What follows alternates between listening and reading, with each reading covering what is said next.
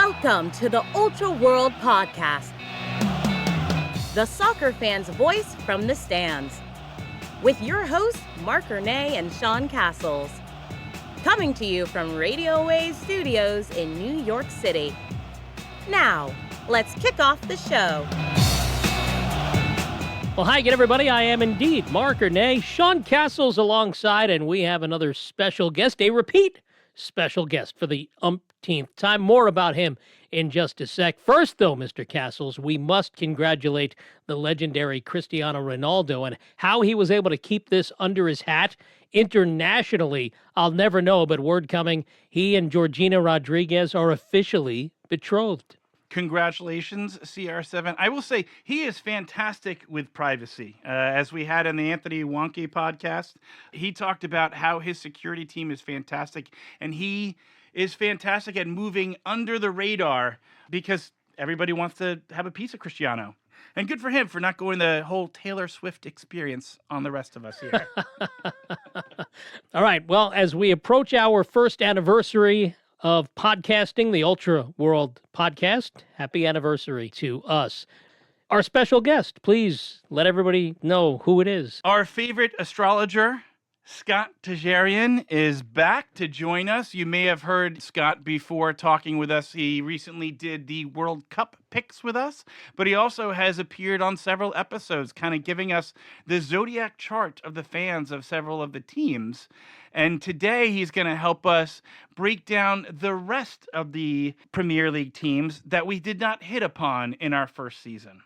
Welcome, Scott. Thank you. Great to be here. Thanks for having me, Sean and Marc. It's not predictions that we did before. It is talking about what is the makeup and what is the zodiac chart of these teams. I'd be remiss if I didn't bring up our World Cup astrology predictions. A few weeks back, Scott and I went through. I picked 8 players and said, Scott, how are these guys going to do for the tournament? And you nailed it. You nailed it. I'm just going to review here real quick. We had Erling Haaland, who you said was going to be hot for most of the tournament. And he was. He was one of the top scorers, led Norway to the quarters. And you may say, oh, Erling Haaland, that's easy. You know, of course we know what he's going to do. Then you had Julian Alvarez, currently deciding what he's going to do over at Atletico Madrid, and he's on Argentina. And you said he's going to start off slow, but he's going to come on later in the knockout rounds. And sure enough, he did. He had a goal and some important penalties in the later rounds that actually advanced Argentina. Then we had Scott McTominay, who is from Scotland, who's also on Napoli. And you said he's going to have a good first game, but he's not going to have a really great tournament. And you were right. In fact, you were so right that when they played Brazil, they played so poorly that they got knocked out of the tournament because they got blown out by Brazil in their final game. And they were all set up to advance, and they just played that badly. And unfortunately, Scott did not have a good game. Then we did Sweden's own Victor Gyökeres, who you said was going to start off pretty good and have a good cup, but that as the knockout rounds come, it was going to get really dark for him. And you were absolutely right. He had a fantastic first game. We saw his signature move with the hands in front of the mouth, and that was the last time we saw it because after a great game against Tunisia and a solid third game, they got roundly beaten by France. So sorry to my Swedes, but, you know, France is a great team. Then we did talent from Manchester City, Ryan Cherki from France, who was having a fantastic club season. He's an ascendant player for Manchester City. And you said, actually, he's going to struggle with his identity and worthiness. And I was like, okay, I don't know how to make that a predictable play. And turns out he barely saw the pitch. He was fighting with the coach, and he had a really, really terrible, from a publicity standpoint, Ryan had a really terrible World Cup because he was kind of seen as a malcontent on a team that was supposed to make the finals and got knocked out a little bit early. His French teammate, Desmond Dewey, you said he was going to start off slow, but he was actually going to have some important moments in the knockout stages. And you know what? He got an important penalty against Paraguay, got them to advance, did exactly as you said. We got 2 more here. Ivan Toney, I just threw that out because I was like, oh, it's a very interesting add to England. And you said he's just going to be happy to be there. He's going to have some frustration. Ivan barely saw the pitch, so you nailed it there. Can't be any more frustrating than that. Can't be any more. I mean, some of us would just be happy to be there. If England wanted me on the squad, I don't need to see the pitch. I'll just take the jersey. But this is the most interesting one, is Son Min-heung, who is currently on LAFC, but he was part of Korea, who was supposed to have a really great tournament and did not. You said he was going to have kind of a crisis of the soul, and that he was going to have... And I don't know how to put it better than hurt feelings. And in my mind, I let you kind of talk about that. And I said, okay, and I don't know how that translates into a prediction. And he had the wildest thing because his story became national. The Korean press attacked him for not serving the mandatory military terms that most Koreans have to do, that all Koreans have to do. And his teammates stood up for him, but it caused this huge divide.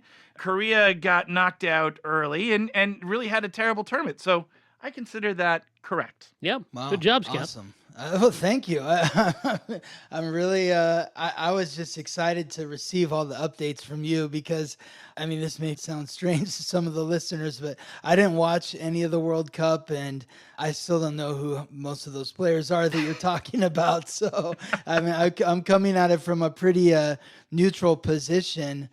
Just looking at the birth dates and reading what I see in terms of the planets and stars. So I was so excited to see it turn out the way that it did. I was giving him text updates every single time something would happen. I'm like, I can't believe you got this right. That's the purity of what he does. That is. He doesn't He's need to be involved. Unvarnished by all of the outside noise. That's right. Yeah. That's right. He's got blinders on and just only looking at the stars and the sun. Oh, That's it. Which brings us in here now because we're going to redo similar to what we did last season, where we're going to finish up the Premier League and we're going to find the zodiac identity of the rest of the Premier League teams. Now, if you're wondering about some of the teams that we aren't going to talk about here, they are in the past season. So Manchester City, Man United, Tottenham, West Ham. Yeah, pretty much everybody who we don't cover today, we already did. And let's be honest, we don't want to talk about West Ham anymore. We don't want to talk about Burnley anymore. We don't want to talk about Wolverhampton anymore. Oh, Wolverhampton's... I mean, we will at some point when we get to the championship. But not today. As far as the Premier League goes, they had their moments in the sun, and now they are relegated. And so we shall relegate them to our memory They're going to be memory hold. And for those who are enjoying these episodes, go back and listen to those past ones because we dive into, at the end of the episodes, we dive into the zodiac charts of those teams. So it's a good listen. All right. No, it's a great listen. It's a great listen. That's right. That's right. So I'm going to get us started off here, and we're going to start with Coventry City. Coventry City just recently up into the Premier League, had done fantastic, of course, in the Championship League to be brought up. Their birthday, technically, is August 13th, 1883. And there is an American on the Coventry squad, Haji Wright. No, two Americans. Oh, two. Yeah, don't forget Aiden Dosh. Very nice. So you're looking to find your Premier League team, two Americans on this squad here. Mm-hmm. So, Scott, doing a little dive into the zodiac chart, what is the fandom of Coventry like? Well, so when Coventry was born, the sun was in Leo, which is the sign that the sun rules. So that's a position of power. Leo is the lion. It's fixed fire. So that would create an identity of a really proud franchise or team or organization that they really maybe think a lot of themselves, or they want to shine and be the star, the center of attention. The moon was in Sagittarius. That is mutable fire. That's the sign of honesty and truth and righteousness. So with the sun and the moon in two fire signs, I would say that this team or organization or their fan base is very fiery and outgoing. Very interesting there. You know, some of the top fans, I'm looking here at the Wikipedia, Frankie Muniz, Malcolm in the Middle. Yeah. Big Coventry fan. Graham Hawley, the actor as well, from soap opera Coronation Street. You got some F1 guys here, so a little fire there. One of them actually tried to convince Kevin De Bruyne to join the club. How about that? That's pretty interesting there. So we got a little fire there. We'll see if they have fire this season, because they're going to need it coming into the Premier League, and it's going to step up a notch there. So, all right. Next up, we've got Hull City, and I know, Mark, you were a big fan of Hull City. I was a big fan back when Josie Altidore left the Red Bulls to go play for them, but that was a long time ago in a galaxy far, far away, Sean. That's right. And now they're making their debut comeback to the Premier League. Hull City formed June 28th, 1904 in East Yorkshire, UK. What do we see in the zodiac chart of Hull City? East Yorkshire, that's where it was? Okay, so... Yeah, okay, that's where Hull is. Okay, Yep. Now I get it. Okay. So they were born under a full moon. There's a real polarity between their identity and their emotional nature. They were born with the sun in Cancer. This is an organization that identifies with their past, their history, their roots. They have a lot of ambition in terms of their goals and ambitions. But they may not reach that level of ambition. With the moon in Capricorn, they really strive for greatness, but they set their sights so high that they're never really achieving exactly what they want to. What they need to be doing is really respecting and appreciating how far they've come. That's interesting, because Hull, of course, just came up to the Premier League, but has been a staple before. They've been heavily involved with the FA Cup. They were in the final in 2014 that they lost to Arsenal. So this is a really good, proud team. That would make sense, but almost a little too big for their britches, if you will. Is that what we're saying here? I don't know if they're too big for their britches. I would just say that they have really high aspirations that maybe never get met. Maybe that means too big for their britches. They really have high aspirations. I find it really interesting that both of these teams, you said they've just moved up. They just both advanced. of these They teams? just came into the Premier League up from the championship level. Huh. That's really interesting, because there are some aspects that are currently transiting over the last year, long-term aspects that are aligning with several planets in both of their charts or their astrological codes, or where the planets were when they were born, that could indicate why they've started to experience some greater success during this period. It'll be interesting to see if it lasts. And I'm interested to know, because the third team getting promoted was Ipswich. Are they in the same boat? What do you see from them? Yeah, let me look up. And while you're looking that up, I'll Okay, jump in, because Ipswich, a week ago or a week back, one of the earlier episodes, Ipswich is the team That's my team. That's that's Mark's Well, team. again, I didn't want to cloud Scott's whole thing by, imparting my own personal angle on this. He's in. But yeah, Yeah. the NBC Peacock poll They gave designated- me Ipswich. They did. They designated Ipswich Town for you, and it But wasn't just not the 'cause- Clams, and I'm still so disappointed by. They're not the Clams, but they really should be. That should be like the alternate jersey. There should be like a giant clam. I would buy the jersey if they were the Ipswich. I mean, Clams. I got two anyway. I got home and away, but I think last year's version and not this year's. I can't remember. But yeah, Was it the alternate surprising? should be a clam.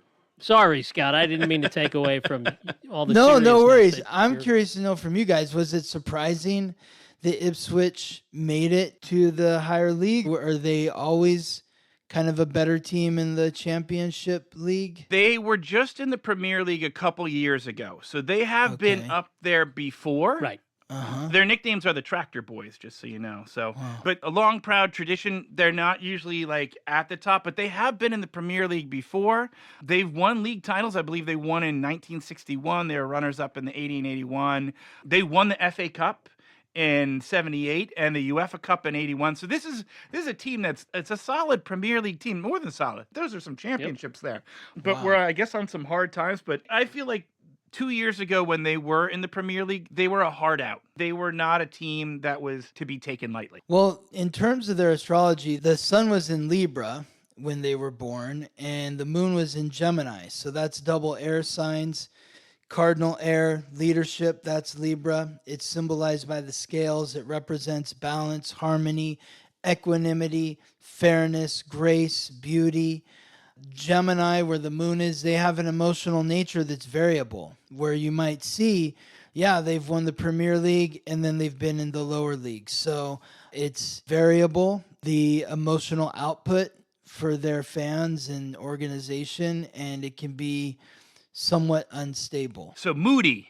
They're not, I Well- won't say emo, but they're a little moody. I don't know if I look at it Gemini as moody, more as just unpredictable. Like No, I'm they're- moody.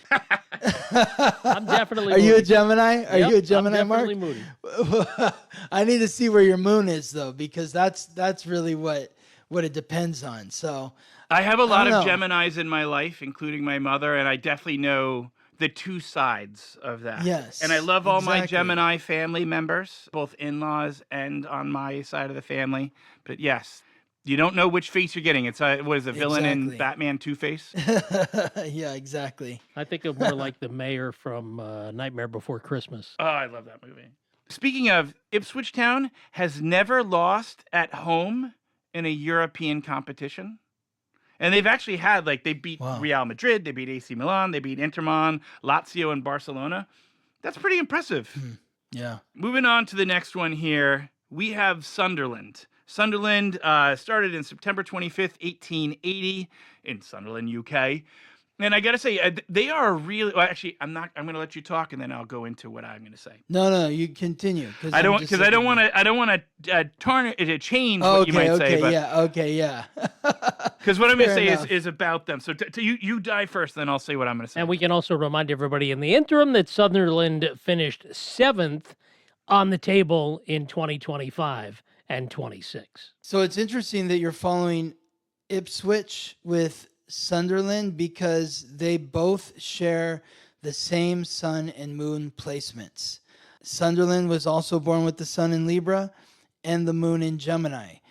These two teams have a lot in common astrologically because Ipswich was born with the sun, Mercury, Venus, and Mars in Libra, and Sunderland was born with the sun, Mercury, Venus, and Mars in Libra. So these are both teams that they want to look good. Beauty's important, fairness, grace, balance, harmony, equanimity.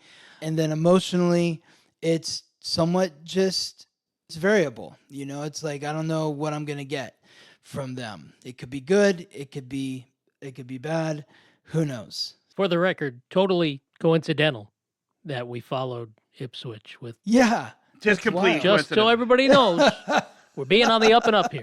Now, I'll dive in. Sunderland had a fantastic season last year. They okay. just got pulled up to the Premier League last year, and they were fantastic. I believe they're playing in Europe this year. And I'll say a little bit of the heart of this Sunderland team is a fantastic player who was fantastic for Switzerland in this past World Cup, Granit Xhaka. Xhaka. He's a marvelous player. Helped Leverkusen win their first title in years, and then came over to Sunderland when they got boosted up to Premier League, and has been a stalwart for them. Like he's kind of the heart of their team. I'm impressed with Sunderland. I got to say they are on my radar of teams that I'm intrigued by. So it's interesting that you say that they're still like Ipswich with the Gemini. And it's very cool. Their home kit this year is going to turn back the clock to their FA Cup title-winning team of 1937. So they're going back 90 years. That's really all right. You know I'm getting one of those. Yeah, you're definitely getting one of those. And their biggest thing this year, they are rivals who we'll talk about later with Newcastle. And actually, I believe they won both the Derby games there, which was a big deal for them. Like they're happy that they got up to the Premier League. But from what I understand, Sunderland fans care just as much that they beat Newcastle as they do being up in the Premier League. By the way, they're in Europe for the first time in 53 years.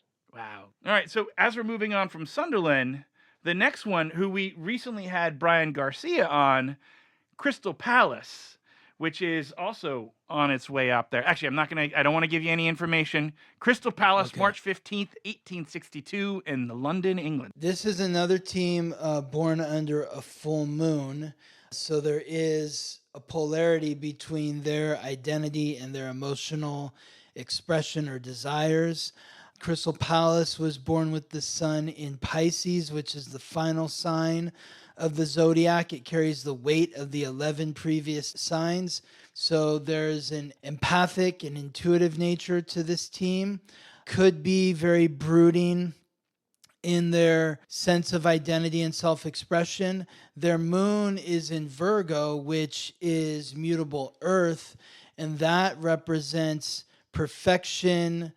It represents analytics and just really focusing on the details of everything, which is hard for them to do because of that Pisces sun that wants to be in the dream and the fantasy. Well, there's a little mix here. I think you hit on something there because first off, they are really good with the analytics. They do a very good job of knowing, like, they don't have the budgets of the big six, but they are a Premier League mainstay as of the last decade. They just won the FA Cup. They're going to Europe. And they also have American Chris Richards on their team, but they are very smart with their money. They make really good plays, but at the same time, they don't have the budget. And I would say the dreamy comes in because they're kind of living, they have high aspirations and kind of thinking beyond their, I guess, station, if you will, because they're not usually going to be in the top four, and yet they're dreaming of it and working towards it. So, kind of hits home there.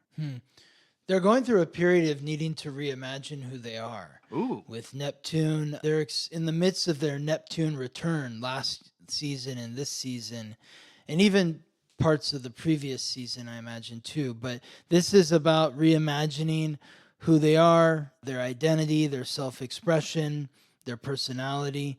That's the focus for them right now. All right, I'm going to throw this out here to my co-host, Mark. Mm-hmm. So if we're talking that they're going to change stuff up, is this where Woody steps in? Is this what we're seeing, the Woody Johnson coming in and getting his fingertips on it? Did everybody hear my eye roll? That was hard. It hurt my head. He's going to bring a little of the New York Jets over to them? I have 4 words. God, I hope not. For Crystal Palace fans, I really hope not for your guys' sake. Next up is the Crown Prince's favorite team and historian Tom Holland's favorite team, Aston Villa. Off in Birmingham, November 21st, 1874. I keep jumping in and about to give you some information. I'm not going to do that, Scott. What is Aston Villa? Aston Villa, November 21st, 1874. So on that day, the sun was in Scorpio, and the moon was either in Aries or Taurus. So you can maybe tell me what fits better. But in terms of the sun being in Scorpio, this is a team that is very passionate, very deep, very just intense. There's a real intensity to this team. And maybe their fan base as well. They're very loyal. They go through many transformations through their existence, very many deaths and rebirths. If the moon is in Aries, then that would bring a really strong fire quality to their emotions, where they are emotionally fulfilled by confidence, courage, authenticity. But if the moon is in Taurus, then that would bring a different emotional frequency, which is set more to the material realm, the indulgences of money and beauty and those sort of frequencies, value, self-worth. Interesting, because first off, Villa is a historically fantastic team. While they're not in the Big Six, they are one of the highest ranked in terms of how they've done since their creation. Yeah, they finished 4th last year. They did, and they were always a come from behind team. They would, every time that they would be down, they'd come back and stop it. I know that our friends at the Soccer Sharps would get really upset with them because they would take come from behind victories always in. So they are always in it, and they have a lot of pride for sure. Again, they are one of the all-time winningest teams in English soccer. So do you think that kind of matches up there? Well, I mean, yes. It sounds like they're maybe more of an Aries moon. Their North Node is in Aries, and so their soul's purpose is to be the best. That's what they're supposed to do, is strive to be the best. And with the sun in Scorpio, they're willing to sacrifice themselves and whatever it takes to to reach that aim. There's an incredibly powerful will with this team. Then that Aries moon sounds more in line there then, because they're not just strivers, they're there and they're always in it. And they're going to have I'm excited to see them in Europe this year. We haven't met any Aston Villa fans here in New York City. We will. We will. We're going to get out to you guys. All right, switching up to the next one. We've got Bournemouth Football Club. And Bournemouth, out in Bournemouth. And let me get the date. Conveniently located. Conveniently located in Bournemouth. Who would have thought? September 11th. What a weird coincidence. We named I bet you didn't see that coming, did you, Scott? No, I didn't. I'm shocked. I'm shocked. I hit it right on the head there. And we've got September 11th, 1875 for Bournemouth. So interesting because them, like Aston Villa, is also born with the North Node in Aries. So their soul's purpose is also to be the best, to be courageous and confident, though their sun is in Virgo, which subdues that energy. They are very analytical. This is the perfectionist. They are critical of themselves, hard on themselves, but they are willing to do the work required to get the job done. The moon is either in Capricorn or Aquarius. If it's in Capricorn, which we talked about with one of the second team that we mentioned, that was that sense of achievement, a real strong desire to achieve, but setting the goals and ambitions so high that you're never quite reaching them. And so there's not a satisfaction ever because you're never quite getting to the top of the peak that you want to. There's always another peak beyond the peak that you're on. But if the moon is in Aquarius, then there's more of a detached nature of their emotions, which would focus on logic and being a part of the community. There would be a really strong, loyal sense and community with this team. Maybe that's the nature of the fact that this team is called Bournemouth and it's actually from the town of Bournemouth. They're really connected to their community there, and there's a sense of loyalty, but also a sense of really understanding the logic of things. Like, we're not the best, but we're going to show up and we're going to play our best. And of course, an American worth watching is Tyler Adams. They finished 6th on the table last year, and they've got a tough one to open this year. They'll be at Man City match day 1. Bournemouth is fun to watch. Recently, they've been a high scoring. They always are in it. They got great games. But they're not a loud fan base. I don't think I've ever seen Bournemouth jerseys out and about when we're going to Legends or other places. So they're kind of a quiet team, or a quiet fan, not a quiet team, but a quiet fan base, I would say. And they fly under the radar. They fly under the radar. That's a perfect way to put it. And they've been up and down from the Premier League over the past few years. But, the past couple of years, they've been really fun to watch. They'll catch you when you're napping. I got to say, Bournemouth sounds like a fun team to follow. That just makes sense with them being a Capricorn moon, because that would put their moon and sun both in earth signs, and those are both introverted signs. Oh, that is very interesting. When we had Alexis Guerreros of the Soccer Cooligans on here, he threw out a joke. There was a Bournemouth, one jersey of Bournemouth on there. It's like, oh, did you get that at the discount rack? And people were laughing because it's hard to find many Bournemouth fans. So we are really Bournemouth fans. If you're listening, please reach out to us. Yeah. We'd like to hear from you. We'll come find you. We'll come find you. Wherever you want us to come hang out, we'll be there. We'll even make our way out to Bournemouth. Which is conveniently located in Bournemouth. In Bournemouth. You think you can find it? I'm going to pull up Google Maps. And all right, next up, we've got Brighton and Hove Albion. You know where they're located? No. Hove? Brighton and Hove. They got both. It's actually right over the border. Yeah. It's like Texarkana. Or Kansas City, where there's Kansas City, Kansas, and Kansas City, Missouri. Anyway, but those are two separate places. Texarkana is one place. Anyhow, Scott, we digress. I'm sorry. Back to Brighton, which is in East Sussex, England. And they are from June 24th, 1901. Scott, tell us about Brighton. Another team with the sun in Cancer. the sign that represents the home, roots. Their identity is focused on the past, who we were, where we come from, our origins. The moon is in Libra, which squares the Cancer sign.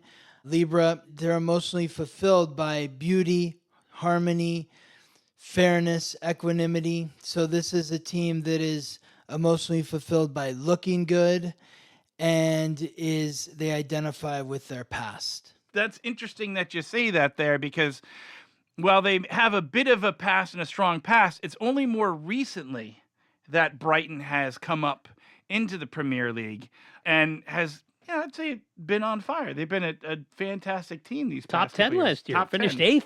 That's terrific. Yeah, so they've, they have really come on over the last, I'd say, decade and a half back into the top division. So, but they have a strong history there. And who wouldn't want to go out to Brighton? I hear Brighton's gorgeous. They're going to host Villa, by the way, opening day. That's a fun game. There you go. Brighton is another underrated team that people don't think, but they're really quality. Maybe we'll go hang out with the Villains that day here in New York City. The Villains. I want to call them that now, the Villains. Well, they are. Are they? Yeah, that's what the fan supporters are. The supporters group is called the Villains. I love that. The NYC Villains. I love that. We'll go hang out with them. I want to hang out with any good villain. Scott, next up, we've got a Premier League stalwart, Fulham. A mainstay. Mainstay, even better. Mm-hmm. Stalwart's a fun word, but mainstay is Vocabulary a little better for them. is my thing, That's right. Who would expect that a radio host would have a fantastic vocabulary and be great at communicating? Mm-hmm. But September 1879, there is no date, but London, UK. Tell us what you can glean off of Fulham. It was a long labor. It took them the entire month to be born. Well, it's the sun's either going to be in Virgo or Libra. So you guys tell me, what sounds more like them. I'd say Virgo, early. Let's say early September. Well, that would be Virgo, and so they would be, again, this is another team, I think the third team we've talked about with the sun in Virgo, and that's the perfectionist. That's a team that, Bournemouth is September 11th. That's a Virgo team. I think we had a couple that were maybe the moon in Virgo, but Virgo's the perfectionist. It's about analytics and the details and working, just putting your head down, not making a lot of noise, just doing the work, getting it done. That sounds right. Just getting it done. As Mark said, a mainstay in the Premier League. They've been up for, over a decade now. I think in 2010 they came back up and have been solid. They'll catch teams napping. They never lose any bad games. I feel like they're always around 8th place to 14th place. They're in it. Hey, Scott, let me ask. If we change the birthday from September to August 16th of the same year, does that change anything on your end? Oh, yeah. Yeah, definitely. All right, let's see what's August 16th. Okay, because I found one source that says it was August 16th. We want to be accurate on this. So let's say August 16th then. So if it was August 16th, then the sun would be in Leo. So that would be, and the moon would also be in Leo. This would be a team that has a lot of pride, and they want to shine. They want to be the star. Of course, there's still a couple planets in Virgo, so that would continue with the earlier theme of being a workhorse, being willing to do the work, but they want to be the star. They want to shine. And either way, with either date, there's 4 planets in Taurus, which might kind of soften the Leo energy if August 16th is the date, because Taurus is an earth sign, and Taurus is focused on reality and self-worth and values and material wealth. They want to look good. I feel like if you're going to be a mainstay in the Premier League, you'd want wealth. That material would be there because, again, they are always in it. They're never at the peak. Yeah, they were right in the middle this year, finished technically tied for 10th, but behind Chelsea on goal differential. So when you look at the table, they were officially number 11 out of 20. But again, right in the middle. Interesting. So I'm wondering, just because I'm not sure if it is the Leo, that August thing, it might be really what you did with the first one with September, because I'm not sure they really have that Leo swagger. I don't think that's Fulham. So it's good that we did this little exercise here because I do think that for those listening, it was the first go around. What was that? It was Virgo and Libra, right? Virgo or Leo. Virgo, if it was late September, then it would be Libra, which is about beauty, fairness, harmony, equanimity. I'm going to say Virgo then. They kind of line up with the Virgo. Being married to a Virgo, I could see Fulham being Virgo-ish. Next up is the Damn United, Leeds United from Leeds, UK, October 17th, 1919. So this is another Libra team. And so the sun's in Libra, which is balance, harmony, equanimity, fairness. There's still a lot of Virgo energy here with this team because Mars, Saturn, and Venus, the planet of action, the planet of responsibility, and the planet of relationships in Virgo. So even though the sun is in Libra, creating that need for balance and harmony, and this is a team that identifies with its relationships. There's also the working energy with the 3 planets in Virgo, and then there's 3 planets in Leo as well, the Moon, Neptune, and Jupiter. And so that brings them that shine, that star quality, that emotional desire to be seen and recognized. That makes sense because while Leeds has just come back to the Premier League last year and did very well and stayed up, they have a tremendous history. Don Revie, the famous manager of them in the 60s and the 70s, they were the team. There's a fantastic movie about post-Don Revie, Brian Clough era called The Damn United with Michael Sheen. It's fantastic, really fun watch. They were, I'm not going to use the S word, they were the bee's knees. Well, I'm going to tell you this. I'll go out on a limb, and I've held my tongue for a lot of these clubs, but this one probably has its manager on the earliest hot seat that I can ever recall because they've got talent. Remember, they've got our buddy Brendan Aronson. They've got Dominic Calvert-Lewin. Daniel Parkey is definitely on the hot seat as he enters year, I think this is 3 or 4 with Leeds. And yeah, they got up last year, but 14th was not where they should finish with the talent they have. And I think if they get off to a slow start this year, now, maybe a bit of a favorable start. They'll open at Nottingham Forest. Winnable. Should be.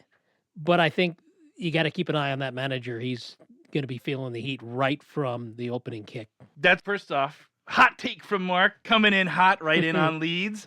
But also, as you said, Leo Energy, Leeds, they may be back up to the Premier League and casual fans don't really know them, but this is a team with Leo Energy. This is a team that expects to win and expects to be involved. Just before we move on, everybody save the angry emails and tweets and whatever. I know his name is Daniel Farke, not Parkey. Technically, it's Daniel because he's German. Definitely, though, on the hot seat for Leeds. Next up, we have Newcastle United, November 15th, 1881, from Newcastle on Tyne in the UK. November 18th, November 15th, 1881. Yeah, so that is another Scorpio team. And another team with the Moon in Virgo. A lot of similar placements here with these teams. So this is a team that is very passionate, very intense, incredible strong will. They go through many transformations throughout their existence, many deaths and rebirths. With the Moon in Virgo, they're emotionally fulfilled by perfection, focusing on the details, just having that work ethic, being willing to do the work and to be humble each and every day. That sounds right on par for Newcastle, because Newcastle is A, a very proud team, and B, fights like the Dickens at home. I would say that the old school Raiders, you know, the Oakland Raiders back in the day, kind of remind me of, yes, the colors are the same too. They're just win baby Raiders. Just win baby. That is Newcastle. Our friend Vanessa of the Black Bull, huge Newcastle fan. Newcastle loves their team, is proud of their team, and would fight to the death for their team too. So they are very passionate. And I would say of all the teams in the Premier League, theirs is my favorite beer. In the Premier League, because you could go St. Yes. Pauli girls out No, in no, Germany. no, there. no. I'm just saying, in the Premier League. But they are fun. The Toon Army is. I would love to take in a game there because I hear it's magnificent to watch. When you see Newcastle on your schedule and you have to go play at Newcastle, that's a tough place to play. They know they're in for it, and they are a very proud team. So that definitely sounds right on par with the passion and the fire. Next up here, we've got Nottingham Forest. Nottingham in Nottinghamshire, West Bridgford, UK. And their first game, because it was hard to find when they were formed, but their first game is March 22nd, 1866. That was when the sun was in Aries, and that would be the first team that we're talking about here with the Aries sun. And then the moon would be in Gemini, which is, I think, maybe the third team that we've looked at with the moon in Gemini, which gives that variability to their emotional nature. But on March 22nd, not only was the sun in Aries, Venus, Neptune, the South Node, and Mercury, so the identity, the planet of relationships, the planet of dreams, the karmic pathway of the soul, and the conscious mind. There's a lot of focus here on the self.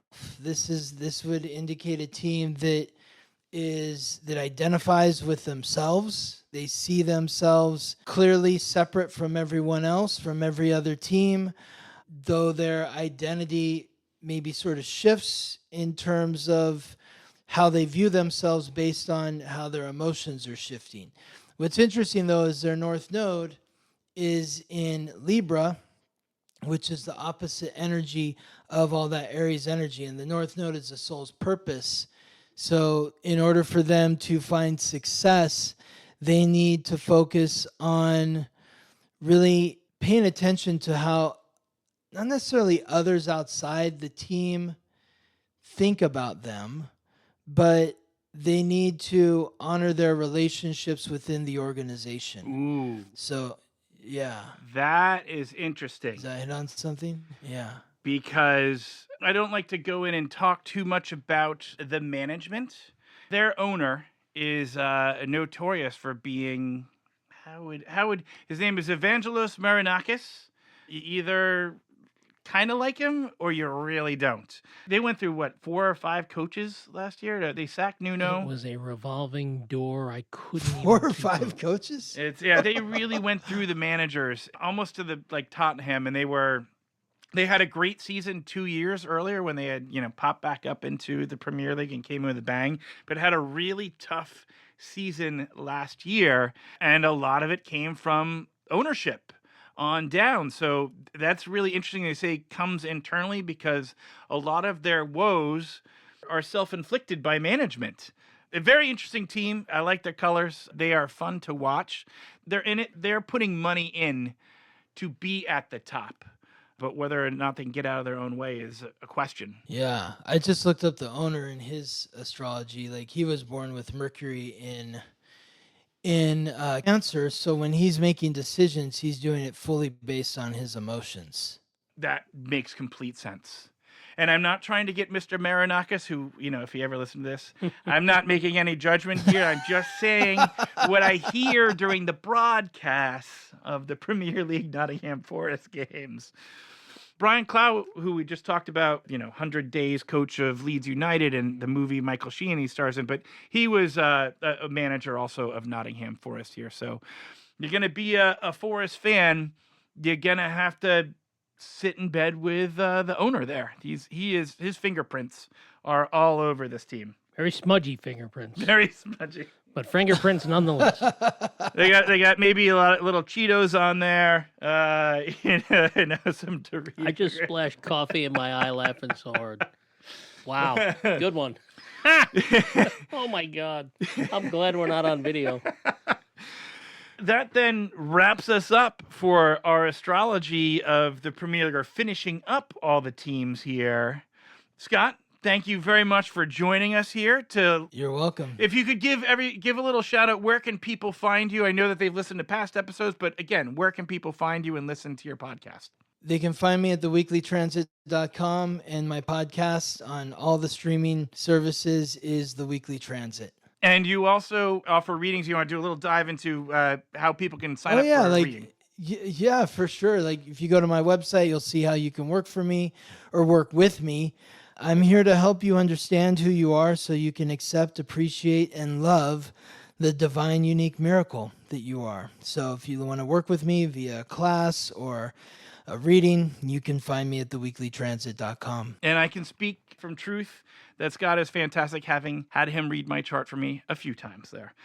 One thing before we wrap up here, I do want to, we talked about a lot of Gemini in all the teams. Yeah. I mean, that kind of makes sense. If it's a sports team, there's going to be ups and downs, so there'd be variability, wouldn't it be? That kind of hits in there. It makes sense, but I think Gemini is also, there's an athleticism to Gemini, because it's ruled by Mercury, and Mercury is the messenger of the gods. It's the planet of communication, but also the planet of coordination. So in order to be an athlete, you need to be coordinated. And obviously these are sports teams. So if I saw Gemini in the moon, I would be like, okay, that's good. You want some Gemini in there because you're going to need variability throughout a season. You can't just stay the same way. Like things are going to change.